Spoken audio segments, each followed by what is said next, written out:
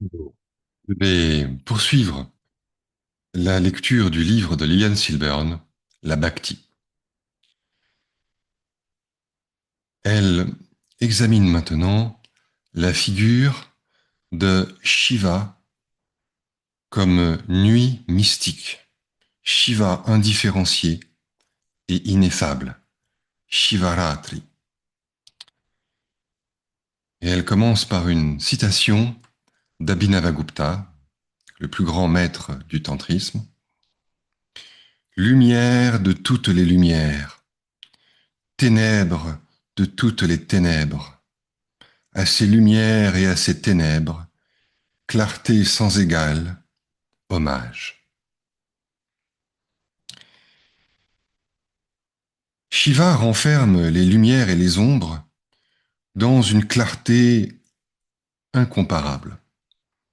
S'il est sans manière d'être, troisième merveille au-delà de l'existence et de la non-existence, libre de qualification, Dieu extraordinaire dont le signe distinctif est de n'en point avoir.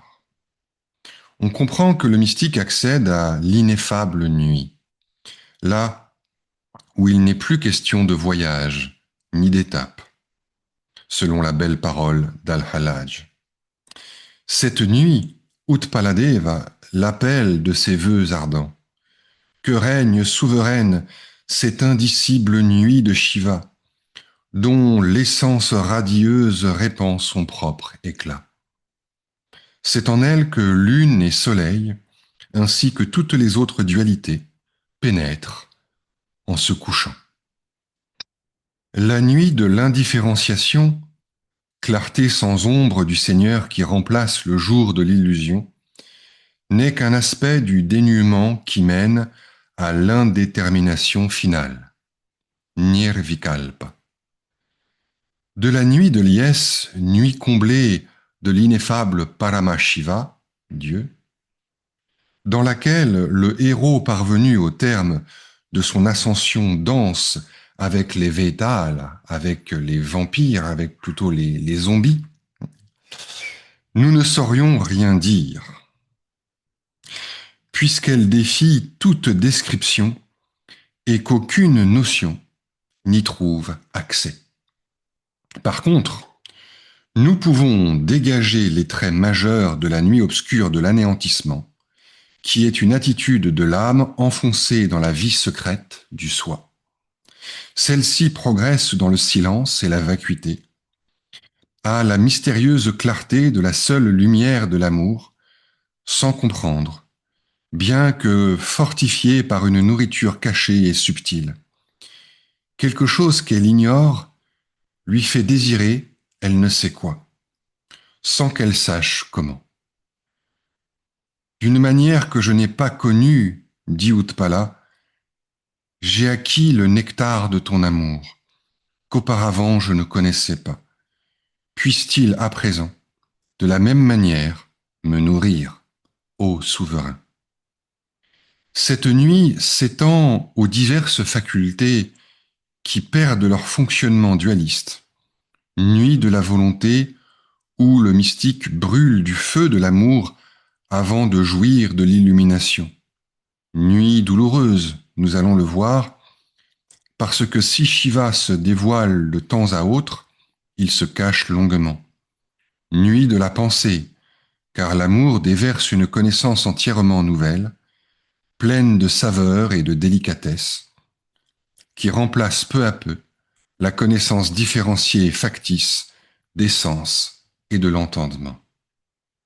Les facultés sont suspendues, les occupations extérieures interrompues, tandis que les prestiges de la Maya s'effacent. Alors, dans cette nuit profonde et apaisée, l'agitation de l'esprit s'étant calmée, le saint s'abîme en Shiva.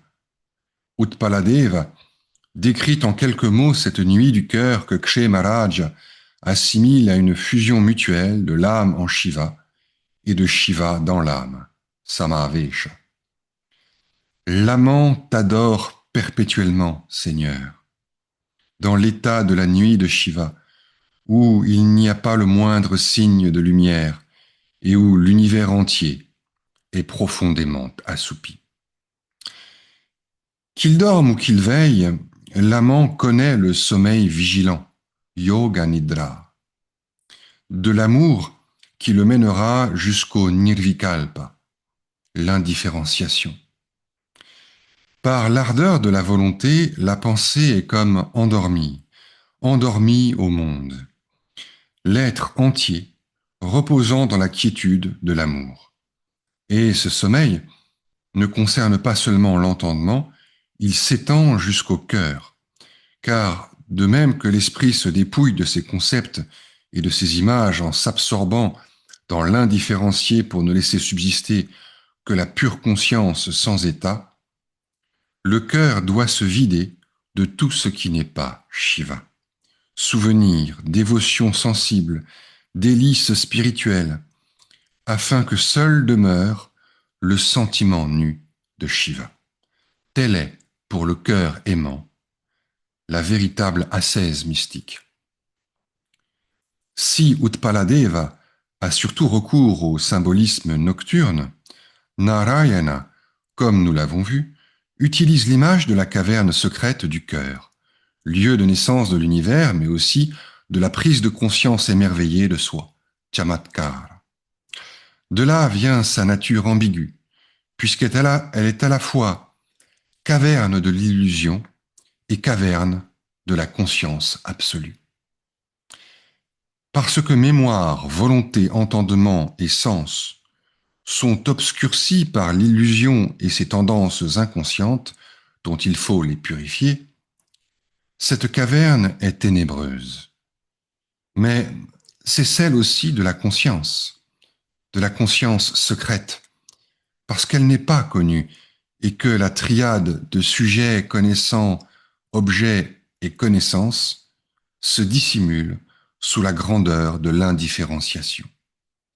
Dès que la lumière resplendissante de Shiva y pénètre, la caverne insondable de l'illusion, qui ne peut être remplie que par l'infini, c'est-à-dire Shiva en tant que Vibhu, l'omniprésent, apparaît en sa réalité, comme la caverne de l'énergie autonome, la liberté. Au symbole de la nuit, dont elle se sert quelquefois pour exprimer son exigence de total dépouillement, l'Allah préfère celui du vide, où l'on ne s'appuie sur rien. Elle accède à l'ineffable Paramashiva par une trajectoire de dépassement en allant d'un vide en un vide toujours plus parfait, jusqu'à l'indifférenciation totale. Il n'y a là ni parole, ni pensée, il n'y a là ni immanent, ni transcendant. Il n'est nul accès à ce silence scellé. Il n'y a place ni pour Shiva, ni pour son énergie Shakti. S'il reste quelque chose, voici ce que la doctrine enseigne. Les ténèbres accompagnent ce silence très secret et inviolable. Quand le soleil, la connaissance, disparut, alors le clair de lune, le sujet conscient, se montra. Quand la lune disparut, seule la pensée demeura. Quand la pensée disparut, alors rien ne demeura. Où donc terre, ciel, éther, tous s'en allèrent-ils? Aussitôt soleil et lune couchés, l'Allah devient le cygne, l'oiseau, qui fait entendre son chant mélodieux et qui vogue dans la nuit, lentement, sur l'étendue sans bornes des eaux. Procédant d'absorption en absorption toujours plus simple jusqu'à l'essence fondamentale, elle souhaite encore que les traités religieux s'évanouissent devant la formule mystique, mantra, et qu'à la disparition de cette dernière, la pensée seule demeure. Quand à son tour la pensée s'évanouit, plus rien ne subsiste, et le vide se perd dans le vide. Elle résume cette même expérience en un quatrain. Lorsque, à l'aide de pratiques réitérées, l'épanouissement du cosmos réussit à se dissoudre dans le vide, et que le qualifié s'absorbe à l'intérieur du vide atmosphérique, lorsque ce vide même se fond comme une éclaboussure dans l'eau, seul le bien demeure. La véritable doctrine consiste précisément en cela, ô Brahmin. Un Brahmin, c'est un Brahman, la caste des prêtres. L'essence la plus profonde des choses n'assume aucune forme. Et c'est pourquoi le vide se perd dans le vide, hors de toute pensée. L'Allah n'admet pas un vide face à un autre vide, mais une vacuité totale impliquant une liberté absolue.